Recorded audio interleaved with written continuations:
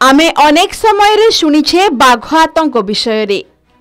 केउ गाँव रे संज नईले घर बाहर को भय करिथांती लोके तो आउ केउठी गोठरे पसी आखि पिछुड़ाके गाई किंबा बाछुरी को टाणी नहीं जाए बाघ।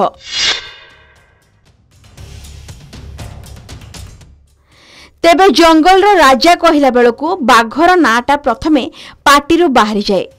सबुबेले जंगल रे बुले, सेठारे निजर शिकार खोजे। तार संसार जंगल मध्य रे ही रही थाए। हिंस्र पशु होइथिबारु बाघठारु मनुष्य हजार हजार हाथ दूर रे रही थाए।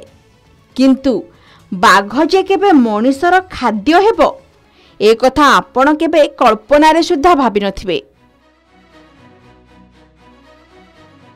तेबे एही कल्पना को किंतु सत्य प्रमाणित करिछि मनुष्य। हाँ आज्ञा, बाघटू मनुष्य पालटी जाइछि आहुरी हिंस्र। मनुष्य खाईगला बाघ मांस।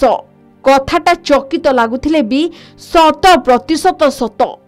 हाँ दर्शक बंधु, कलरापतरिया बाघर मांस खाईगला मनुष्य। प्रथमे जंगल रो शिकार कला, तापरे भोजी भातर आयोजन होइथिला। हेले एतिकी बेले वन विभाग खबर पाई अचानक करिथिला चढ़ाऊ।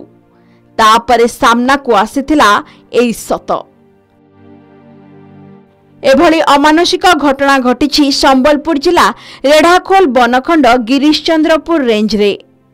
जहां सूचना मिली कि गत सोमवार राति रे गिरीशचंद्रपुर वनांचल हीरालाल गाँ निकट लंडाकोट जंगल रे बाघ मांस रोषेई हेउथबा नै वन विभाग पाखकू खबर आसी पहुंचीथिला।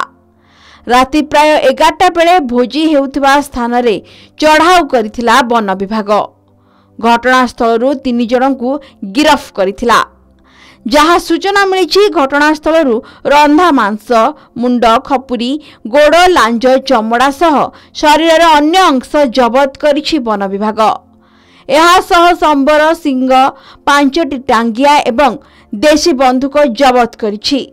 रेढ़ाखोल बनखंड रे गत 6 मास मध्यरे कलरापतरिया शिकार करिबा एहा द्वितीय घटना। घटनार अधिक तदंत करुछि वन विभाग।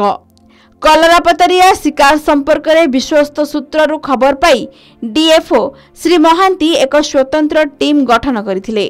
एही टीम रे गिरीशचंद्रपुर रेंज रो सुरेंद्र कुमार साहू, फॉरेस्टर प्रवीण कुमार प्रधान को सहित किसिंडा थानार पुलिस अधिकारी और कर्मचारी माने सामिल होइथिले। तेबे दर्शक बंधु, सतरे एते नृशंस ए मनुष्य शिक्षित होई भी अशिक्षित परिता व्यवहार। एभली हृदय विदारक निष्ठुर कार्य किपरि करि पारुछि ए मनुष्य जाति।